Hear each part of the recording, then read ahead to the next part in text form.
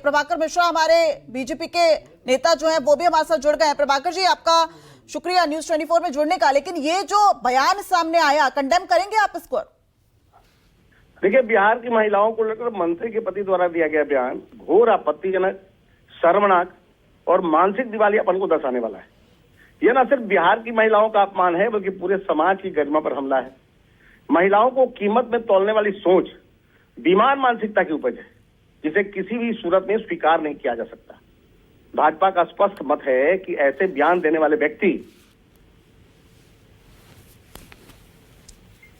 नहीं, लेकिन आप अब क्या कार्रवाई की क्या मांग करेंगे? भाई, आप ही की पार्टी की तो मंत्री है और उनके मैं मांग करता हूं, ऐसे बयान देने वाले व्यक्ति के खिलाफ सख्त कार्रवाई होनी चाहिए, चाहे वह किसी भी पद या परिवार से जुड़ा क्यों न हो। बिहार की महिलाओं की सौदा वस्तु नहीं है, बल्कि सम्मान, स्वाभिमान और शक्ति के प्रतीक है। इस बयान की जितनी भी निंदा की जाए उतनी कम है। नहीं, लेकिन ये आपकी लाइन है या फिर पार्टी की लाइन है कि आप इसे कंडेम कर रहे हैं, कार्रवाई की मांग कर रहे हैं? क्योंकि वो तो अब प्रवक्ता हूं, मैं भारतीय जनता पार्टी का प्रवक्ता हूं, और प्रवक्ता वही बात बोलते हैं जो पार्टी की लाइन होती है। नहीं, लेकिन इस पर कार्रवाई होगी, क्योंकि अब मंत्री जी के जो पति हैं वो तो उस पर सफाई दे रहे हैं, कह रहे मेरे बयान को तोड़ मरोड़ कर पेश किया जा रहा है।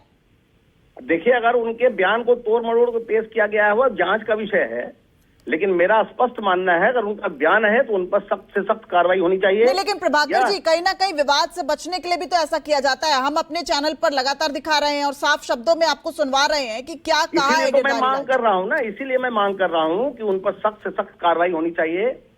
इसमें भारतीय जनता पार्टी की ये सोच है, महिला सशक्तिकरण भारतीय जनता पार्टी की उपज है, और इसी कारण से आज देख रहे होंगे चारों ओर महिलाओं को सशक्त करने के लिए भारतीय जनता पार्टी कमर कसी हुई है। और इस तरह का बयान अगर कोई व्यक्ति विशेष दे रहा है तो उस पर सख्त कार्रवाई होनी चाहिए। ये भारतीय जनता पार्टी की सोच भी है और मेरी मांग भी है। किस तरह की कार्रवाई की मांग करेंगे? और न सिर्फ पति पर, बल्कि देखिए, आप कैबिनेट में मंत्री और महिला सशक्तिकरण मंत्री है रेखा आर्या। अगर उनके पति की ऐसी सोच है तो आप सोचते हैं कि परिवार में मैंने मांग किया है जो व्यक्ति इस तरह की घृणित मानसिकता के उपज हैं उन पर कार्रवाई हो, और किस अधिकार के तहत उस मंच पर गए और मंच से उन्होंने इस तरह का घृणित बयान दिया, तो जो उनको मंच पर ले गए उन पर भी कार्रवाई होनी चाहिए। ठीक है प्रभाकर जी, लौटूंगी आपके पास, जरा बने रहिए। एक बार विवादित बयान पर मंत्री जी के पति की क्या सफाई आई है वो सुनवा देते हैं, क्योंकि वो अब कह रहे हैं कि मेरे बयान को तोड़ मरोड़ कर पेश किया जा रहा है, मेरे बयान से अगर ठेस पहुंची तो अब वो माफी भी मांग रहे हैं। तो अब देखिए, अब यू टर्न यहाँ पर मंत्री जी के पति की सफाई सामने आ गई है, अब वो यू टर्न लेते नजर आ रहे हैं। वो समझ गए कि अब मामला विवादित हो गया, सियासी पारस पर चढ़ेगा।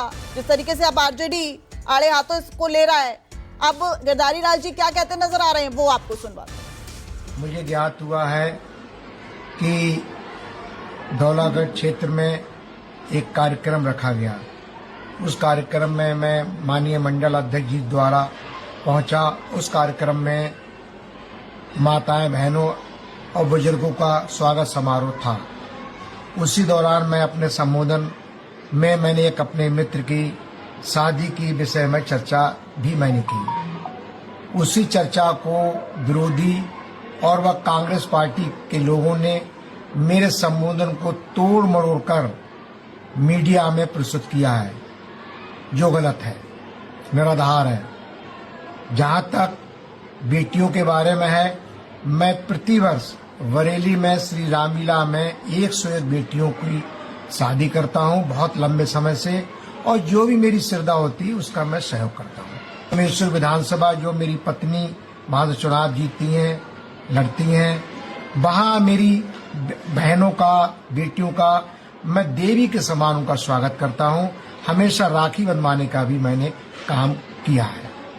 विरोधी पार्टियों को कोई काम है नहीं, मेरे संबोधन को तोड़ मरोड़ के वो कोई लाभ लेना चाहते हैं जो जनता उन्हें लाभ नहीं देगी।